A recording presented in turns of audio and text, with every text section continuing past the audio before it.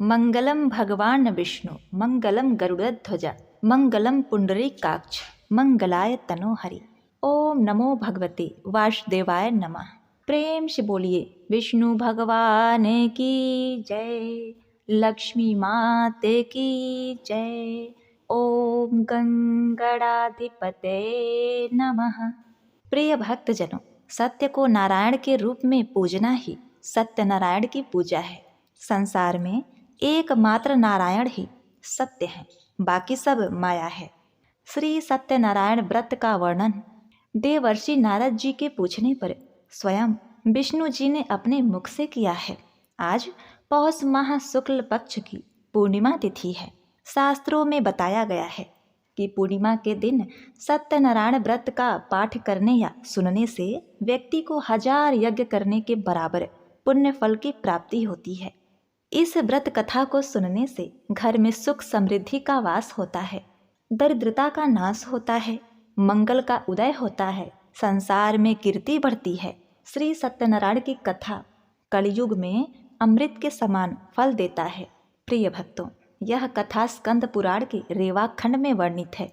इस कथा में 5 अध्याय हैं और यह कथा 170 श्लोकों में बताई गई है। अतः जो भी भक्तगण श्री सत्यनारायण कथा को बीच में छोड़े बिना पूरी कथा का श्रवण करते हैं, उन्हें सहस्त्र गुना पुण्य फल की प्राप्ति होती है और घर में सदा सुख शांति बनी रहती है।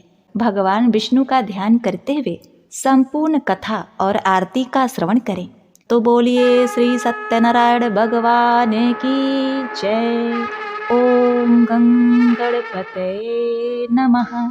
एक समय की बात है, नैमिसारण्य तीर्थ में शौनक आदि 88,000 ऋषियों ने श्री सूत जी से पूछा, हे प्रभु, इस कलयुग में वेद विद्या रहित मनुष्यों को प्रभु भक्ति किस प्रकार मिल सकती है तथा उनका उद्धार कैसे होगा?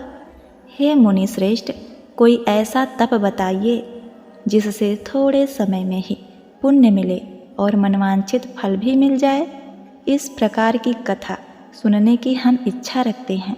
सर्वशास्त्रों के ज्ञाता श्री सूत जी बोले, हे वैष्णवों में पूज्य, आप सभी ने प्राणियों के हित की बात पूछी है, इसीलिए मैं एक ऐसे श्रेष्ठ व्रत को आप सभी को बतलाऊंगा जिसे नारद जी ने लक्ष्मी नारायण जी से पूछा था और लक्ष्मीपति ने मुनि श्रेष्ठ नारद जी से कहा था। आप सब इसे ध्यान से सुनिए। एक समय की बात है, योगी राज नारद जी दूसरों के हित की इच्छा के लिए अनेकों लोकों में घूमते हुए मृत्यु लोक में आ पहुँचे। वहाँ उन्होंने अनेक योनियों में जन्मे प्रायः सभी मनुष्यों को अपने कर्मों द्वारा अनेकों दुखों से पीड़ित देखा। उनका दुख देखकर नारद जी सोचने लगे कि कैसा यत्न किया जाए जिसके करने से निश्चित रूप से मानव के दुखों का अंत हो जाए। इस विचार पर मनन करते हुए वे विष्णु लोक में गए। वहाँ वह देवों के इष्ट नारायण की स्तुति करने लगे, जिसके हाथों में शंख चक्र गदा और पद्म थे, गले में वरमाला पहने हुए थे। स्तुति करते हुए नारद जी बोले, हे भगवान, आप अत्यंत शक्ति से संपन्न हैं, मन तथा वाणी भी आपको नहीं पा सकती है। आपका आदि मध्य तथा अंत नहीं है। निर्गुण स्वरूप सृष्टि के कारण भक्तों के दुख को दूर करने वाले हैं। आपको मेरा नमस्कार है। नारद जी की स्तुति सुन विष्णु भगवान बोले, हे मुनि श्रेष्ठ, आपके मन में क्या बात है? आप किस काम के लिए पधारे हैं? निसंकोच कहो। इस पर नारद जी बोले कि मृत्यु लोक में अनेक योनियों में जन्मे मनुष्य अपने कर्मों के द्वारा अनेकों दुख से दुखी हो रहे हैं। हे नाथ, आप मुझ पर दया रखते हैं तो बताइए कि वो मनुष्य थोड़े प्रयास से ही अपने दुखों से कैसे छुटकारा पा सकते हैं। श्री हरि बोले, हे नारद, मनुष्यों की भलाई के लिए तुमने बहुत ही अच्छी बात पूछी है, जिसके करने से मनुष्य मोह माया से छूट जाता है। यह बात मैं कहता हूँ, उसे तुम सुनो। स्वर्गलोक व मृत्यु लोक दोनों में एक दुर्लभ उत्तम व्रत है जो पुण्य देने वाला है। आज प्रेमवश होकर मैं उसे तुमसे कहता हूँ। श्री सत्यनारायण भगवान का यह व्रत अच्छी तरह से विधि पूर्वक करके मनुष्य तुरंत ही यहाँ सुख भोग कर मरने पर मोक्ष पाता है। श्री हरि के वचन को सुनकर नारद जी बोले, उस व्रत का फल क्या है और उसका विधान क्या है? यह व्रत किसने किया था? इस व्रत को किस दिन करना चाहिए? सभी कुछ विस्तार से बताइए। नारद जी की बात सुनकर श्री हरि बोले, दुख व शोक से दूर रहने वाला, यह सभी स्थानों पर विजय दिलाने वाला है। मानव को भक्ति व श्रद्धा के साथ शाम को श्री सत्यनारायण की पूजा धर्मपरायण होकर ब्राह्मणों व बंधुओं के साथ करनी चाहिए। भक्ति भाव से ही नैवेद्य, केले का फल, घी, दूध और गेहूं का आटा सवाई लें। गेहूं के स्थान पर साठी का आटा, शक्कर तथा गुड़ लेकर सभी भक्षण योग्य पदार्थ को मिलाकर भगवान को भोग लगाएं। उसके बाद स्वयं भोजन करें। भजन कीर्तन के साथ भक्ति में लीन हो जाए। इस तरह से सत्यनारायण भगवान का यह व्रत करने पर मनुष्य की सारी इच्छाएं निश्चित रूप से पूरी होती हैं। इस कली काल अर्थात कलयुग में मृत्यु लोक में मोक्ष का यही एक सरल उपाय बताया गया है। इति श्री सत्यनारायण व्रत कथा का प्रथम अध्याय संपूर्ण। श्रीमन्नारायण नारायण नारायण, भजमन नारायण नारायण नारायण। दूसरा अध्याय। श्री सूत जी बोले, हे ऋषियों, जिसने पहले समय में इस व्रत को किया था उसका इतिहास कहता हूँ, ध्यान से सुनो। सुंदर काशीपुर नगर में एक अत्यंत ही निर्धन ब्राह्मण था। भूख प्यास से परेशान होकर वह धरती पर घूमता रहता था। ब्राह्मणों से प्रेम करने वाले भगवान ने एक दिन ब्राह्मण का वेश धारण करके उसके पास जाकर पूछा, हे विप्र, नित्य दुखी होकर तुम पृथ्वी पर क्यों घूमते हो? दीन ब्राह्मण बोला, मैं निर्धन ब्राह्मण हूँ, भिक्षा के लिए धरती पर घूमता हूँ। हे भगवान, यदि आप इसका कोई उपाय जानते हो तो बताइए। वृद्ध ब्राह्मण कहता है, श्री सत्यनारायण भगवान मनोवांछित फल देने वाले हैं, इसीलिए तुम उनका पूजन करो। इसे करने से मनुष्य सभी दुखों से मुक्त हो जाता है। वृद्ध ब्राह्मण बनकर आए श्री सत्यनारायण भगवान उस निर्धन ब्राह्मण को व्रत का सारा विधान बताकर अंतर ध्यान हो गए। ब्राह्मण मन ही मन सोचने लगा कि जिस व्रत को वृद्ध ब्राह्मण करने को कह गए हैं, मैं उसे जरूर करूँगा। यह निश्चय करने के बाद उसे रात में नींद नहीं आई। वह सवेरे उठकर सत्यनारायण भगवान के व्रत का निश्चय कर भिक्षा लेने के लिए चला गया। उस दिन निर्धन ब्राह्मण को भिक्षा में बहुत धन मिला, जिससे उसने बंधु बांधवों के साथ मिलकर श्री सत्यनारायण भगवान का व्रत संपन्न किया। भगवान सत्यनारायण का व्रत संपन्न करने के बाद वह निर्धन ब्राह्मण सभी दुखों से छूट गया और अनेक प्रकार की संपत्तियों से युक्त हो गया। उसी समय से यह ब्राह्मण हर माह इस व्रत को करने लगा। इस तरह से सत्यनारायण भगवान के व्रत को जो मनुष्य करेगा वह सभी प्रकार के पापों से छूटकर मोक्ष को प्राप्त होगा। जो मनुष्य इस व्रत को कहेगा करेगा वह भी सभी दुखों से मुक्त हो जाएगा। श्री सूत जी बोले कि इस तरह से नारद जी से नारायण जी का कहा हुआ श्री सत्यनारायण व्रत को मैंने तुमसे कहा। हे विप्रो, मैं अब क्या कहूँ?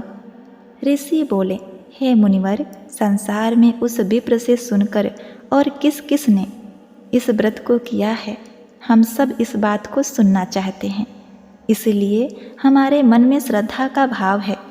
सूत जी बोले, हे मुनियों, जिसने इस व्रत को किया वह सुनो।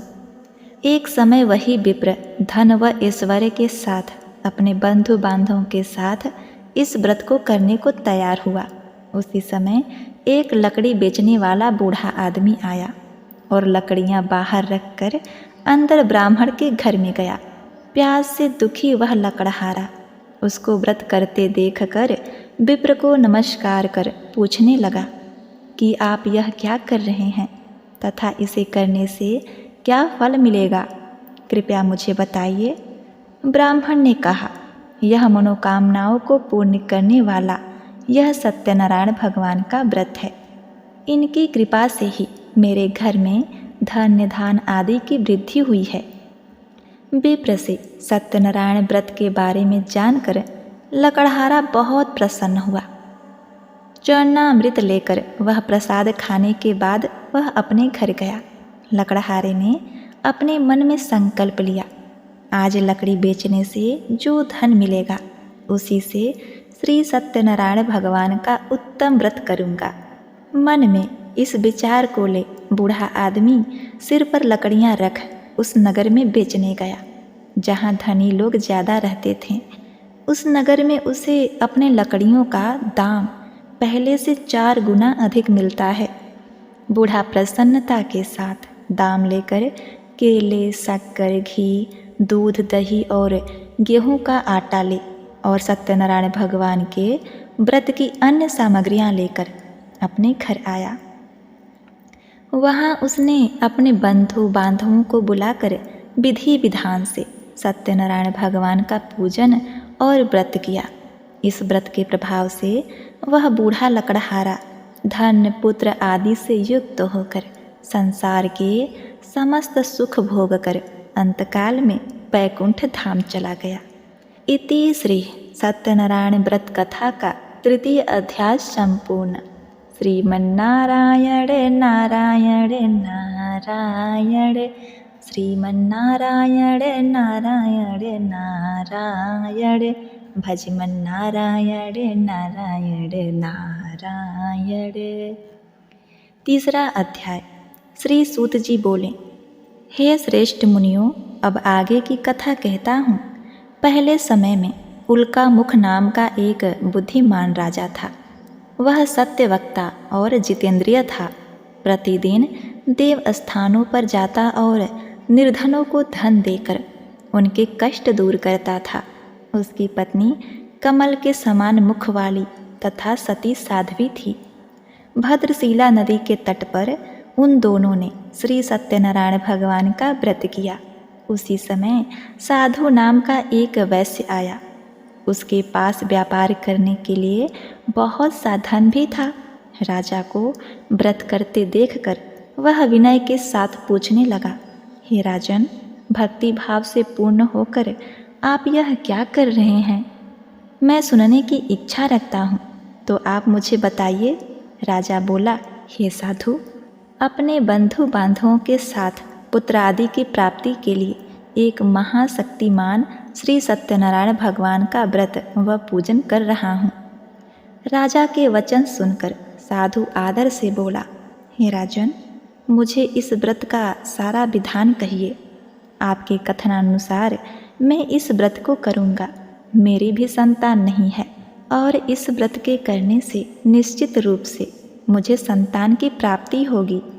राजा से व्रत का सारा विधान सुन व्यापार से निवृत्त होकर वह अपने घर गया। साधु वैश्य ने अपनी पत्नी को संतान देने वाले इस व्रत का वर्णन कह सुनाया और कहा कि जब मेरी संतान होगी तब मैं इस व्रत को करूँगा। साधु ने इस तरह के वचन अपनी पत्नी लीलावती से कहे। एक दिन लीलावती पति के साथ आनंदित हो सांसारिक धर्म में प्रवृत्त होकर सत्यनारायण भगवान की कथा से गर्भवती हो गई। 10वें महीने में उसके गर्भ से एक सुंदर कन्या ने जन्म लिया। दिनों दिन वह ऐसे बढ़ने लगी जैसे कि शुक्ल पक्ष का चंद्रमा बढ़ता है। माता पिता ने अपनी कन्या का नाम कलावती रखा। एक दिन लीलावती ने मीठे शब्दों में अपने पति को याद दिलाया कि आपने सत्यनारायण भगवान के जिस व्रत को करने का संकल्प लिया था उसे करने का समय आ गया है। आप इस व्रत को करिए। साधु बोला, हे प्रिय, इस व्रत को मैं उसके विवाह पर करूँगा। इस प्रकार अपनी पत्नी को आश्वासन देकर वह नगर को चला गया। कलावती पिता के घर में रहकर बुद्धि प्राप्त करने लगी। साधु ने एक बार नगर में अपनी कन्या को सखियों के साथ खेलते देखा तो तुरंत ही दूत को बुलाया और कहा, मेरी कन्या के योग्य वर देखकर आओ। साधु की बात सुनकर दूत कंचन नगर में पहुंचा और वहां देखभाल कर लड़की के सुयोग वर्णिक पुत्र को ले आया। सुयोग लड़के को देख साधु ने बंधु बांधवों को बुलाकर अपनी पुत्री का विवाह करा दिया। लेकिन दुर्भाग्य की बात ये कि साधु ने अभी भी सत्यनारायण भगवान का व्रत नहीं किया। इस पर भगवान जी क्रोधित हो गए और श्राप दिया कि साधु को अत्यधिक दुख मिले। अपने कार्य में कुशल साधु बनिया जमाई को लेकर समुद्र के पास स्थित होकर रत्नसारापुर नगर में आया। वहां जाकर दामाद ससुर दोनों मिलकर चंद्रकेतु राजा के नगर में व्यापार करने लगे। एक दिन भगवान सत्यनारायण की माया से एक चोर राजा का धन चुराकर भाग गया। उसने राजा के सिपाहियों को अपना पीछा करते देख चुराया हुआ धन वहां रख दिया जहां साधु अपने जमाई के साथ ठहरा हुआ था। राजा के सिपाहियों ने साधु वैश्य के पास जाकर राजा का धन पड़ा देखा तो वह ससुर जमाई दोनों को बांधकर प्रसन्नता के साथ राजा के पास ले गए और कहा कि उन दोनों चोरों को हम पकड़ लाए हैं, आप आगे की कार्यवाही की आज्ञा दें। राजा की आज्ञा से उन दोनों को कठिन कारावास में डाल दिया गया और उनका सारा धन भी उनसे छीन लिया गया। श्री सत्यनारायण भगवान के श्राप से साधु की पत्नी भी बहुत दुखी हुई। घर में जो धन रखा था उसे चोर चुरा ले गए। शारीरिक तथा मानसिक पीड़ा व भूख प्यास से अति दुखी हो अन्न की चिंता में कलावती एक ब्राह्मण के घर गई। वहाँ उसने श्री सत्यनारायण भगवान का व्रत होते देखा, फिर कथा भी सुनी। वह प्रसाद ग्रहण कर वह रात को घर वापस आई। माता ने कलावती से पूछा, हे पुत्री, अब तक तुम कहाँ गई थी? तेरे मन में क्या है?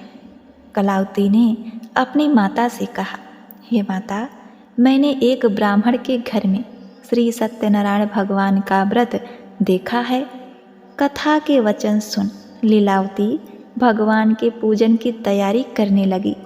लीलावती ने परिवार व बंधुओं सहित सत्यनारायण भगवान का पूजन किया और उनसे वर मांगा कि मेरे पति तथा जमाई शीघ्र घर आ जाएं। साथ ही यह भी प्रार्थना की कि हम सबका अपराध क्षमा करें। श्री सत्यनारायण भगवान इस व्रत से संतुष्ट हो गए और राजा चंद्रकेतु को सपने में दर्शन देकर कहा, हे राजन, तुम उन दोनों वैश्य को छोड़ दो और उनसे उनका जो धन लिया है उसे वापस कर दो।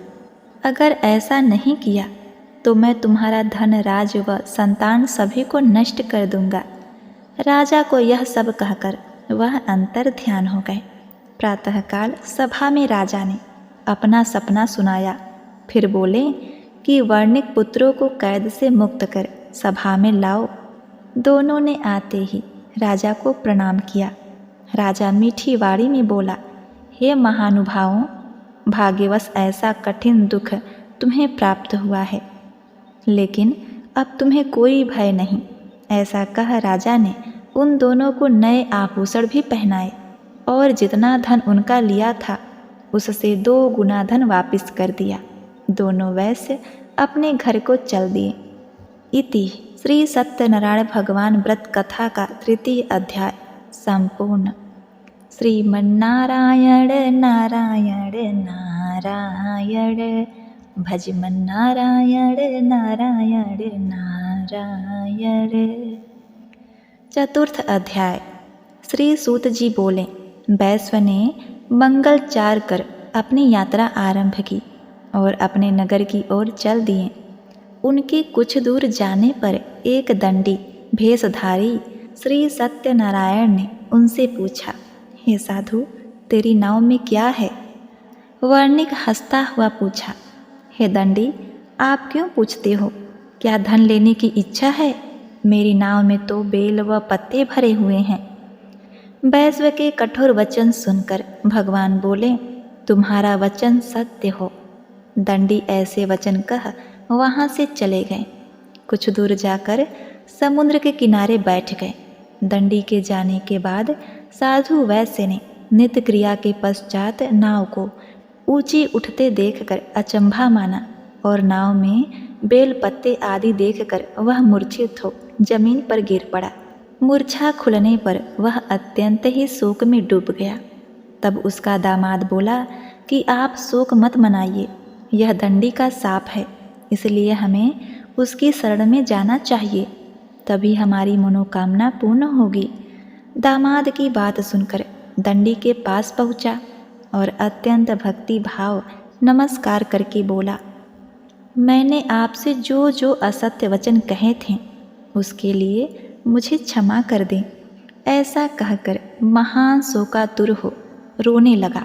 तब दंडी भगवान बोले, हे वर्णिक पुत्र, मेरी आज्ञा से बार बार तुम्हें दुख प्राप्त हुआ है, तू मेरी पूजा से विमुख हुआ।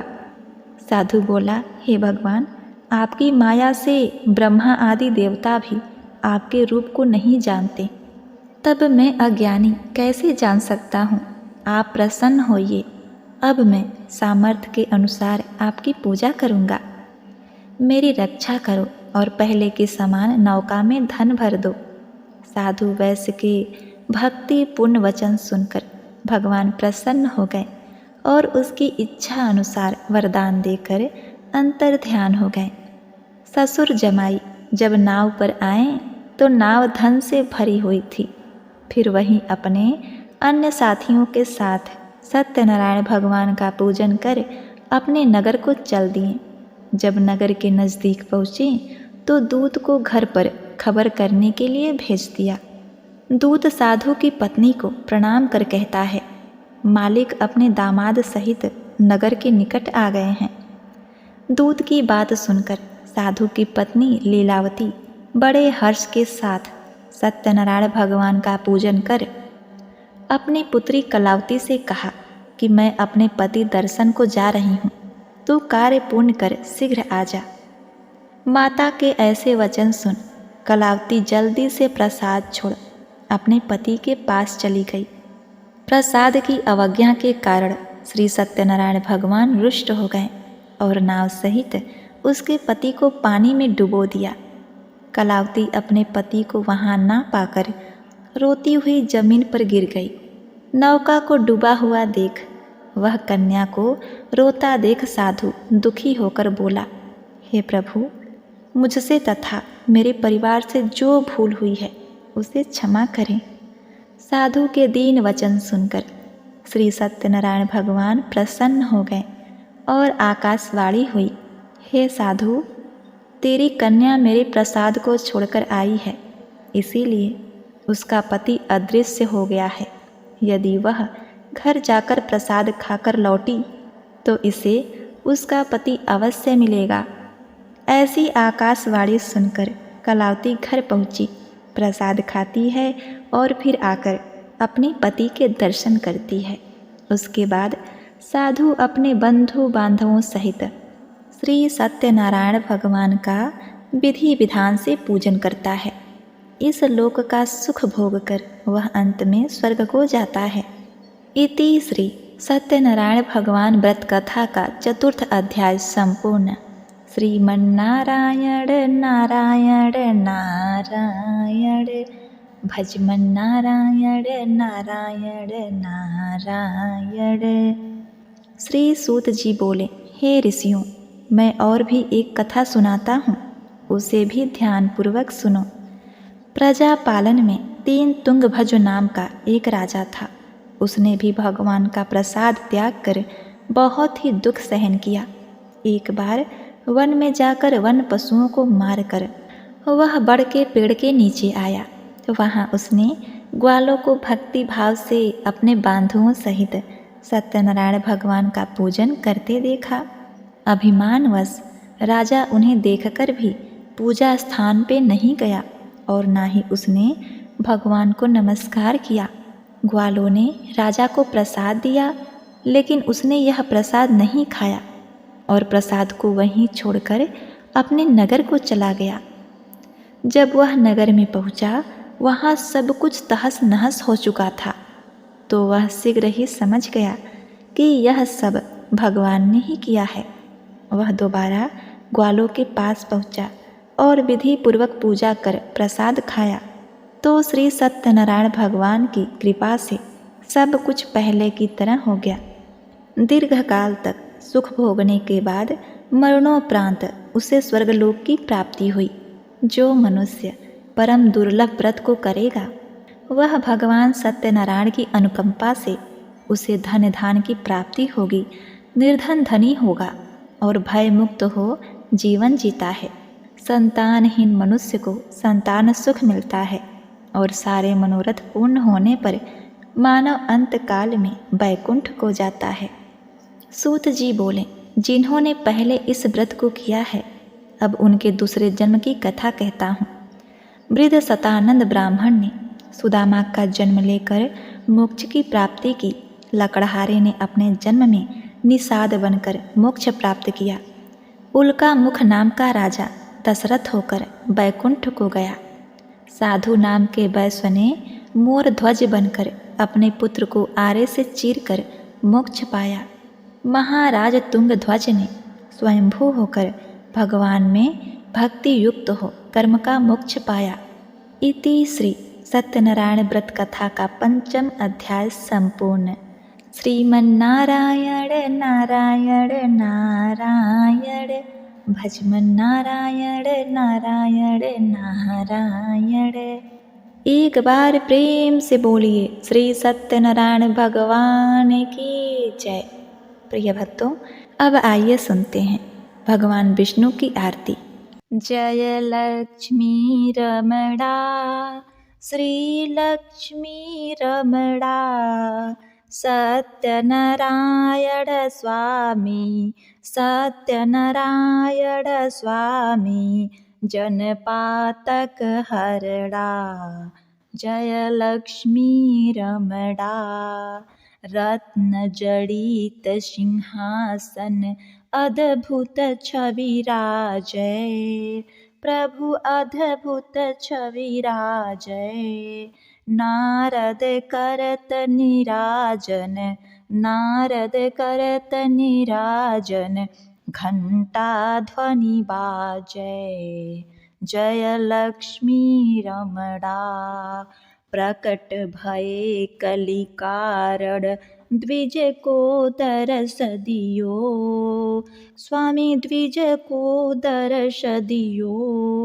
बूढ़े ब्राह्मण बन कर, बूढ़े ब्राह्मण बन कर, कंचन महल कियो। जय लक्ष्मी रमणा, दुर्लभ भील कठारो, जिन पर कृपा करी, प्रभु जिन पर कृपा करी। चंद्रचूर्ण एक राजा, चंद्रचूर्ण एक राजा, जिनकी विपत्ति हरी। जय लक्ष्मी रमणा, वैश्व मनोरथ पायो, श्रद्धा तज दीन्ही, प्रभु श्रद्धा तज दीन्ही। सो फल भाग्यो प्रभु जी, सो फल भाग्यो प्रभु जी, फिर स्तुति कीन्ही। जय लक्ष्मी रमणा, भाव भक्ति के कारण छिन छिन रूप धर्यो, प्रभु छिन छिन रूप धर्यो। श्रद्धा धारण कीन्ही, श्रद्धा धारण कीन्ही, तिनको काज सर्यो। जय लक्ष्मी रमणा, ग्वाल बाल संग राजा वन में भक्ति करे, प्रभु वन में भक्ति करे। मन वांछित फल दीन्हो, मन वांछित फल दीन्हो, दीन दयालु हरि।